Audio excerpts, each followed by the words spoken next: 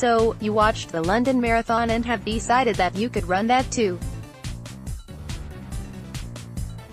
After all, if a dude dressed as Jesus can run 26.2 miles barefoot and carrying a crucifix, surely you can do it in your never-before-worn pair of Asics. And that's entirely true, so long as you get your training nailed. Start too late, and you run the risk of tearing your iliotibial band. Don't get the miles in and you'll never work up the stamina and strength to shift your body over that long distance. Anyone who's run a marathon will tell you that the training is the hardest part. The actual marathon is the last 26 miles of many, many miles covered. So just how long does it take to train for a marathon? I trained for last year's London Marathon in 12 weeks, and when I told pals who regularly competed that I was planning to train for it in 3 months, they looked at me in horror. It turned out that it's perfectly possible to train for a marathon in 12 weeks, albeit resulting in a few minor stress niggles. But I wasn't starting from zero with my training. I was pretty fit before I began, even though I'd never run over 10K before.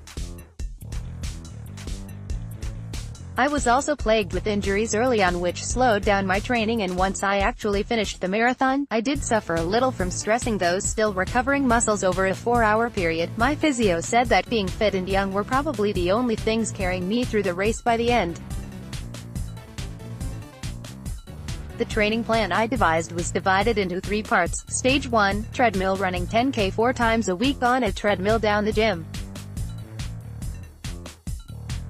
So that's basically 1 marathon a week on the treadmill. Stage 2, treadmill, weight training, commuter running, continuing to get the miles up on the treadmill. I started to weight lift once a week and run home, 15K, once a week.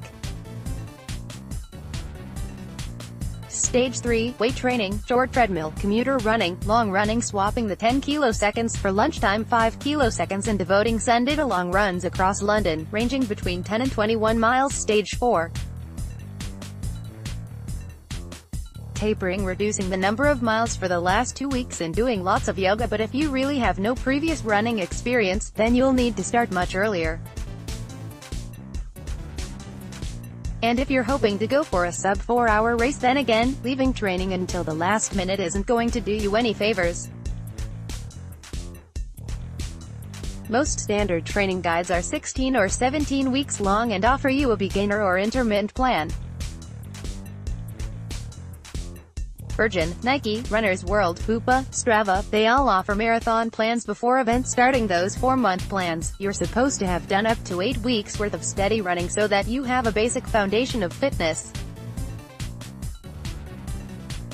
They tend to consist of easy runs, interval training, long runs, challenging paces, and 2 days of rest.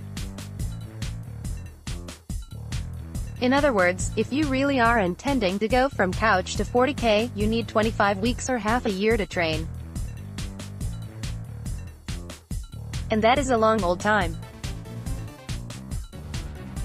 But if you are fit and ready to roll, then 17 weeks will give you enough time to increase your distance little by little, leave space for technical sessions like hill sprints, and weeks before the big day to taper properly, all of which will help you to avoid injury. 12 weeks is probably the absolute minimum unless you're a regular long-distance runner already with a good half-marathon time under your belt. But if you're mega unfit, it's going to be about 6 months if you're serious about running the whole 26.2 miles, and being able to walk afterward. More, how to feel confident running outside. More, weightlifting may reduce symptoms of depression and prevent chronic conditions.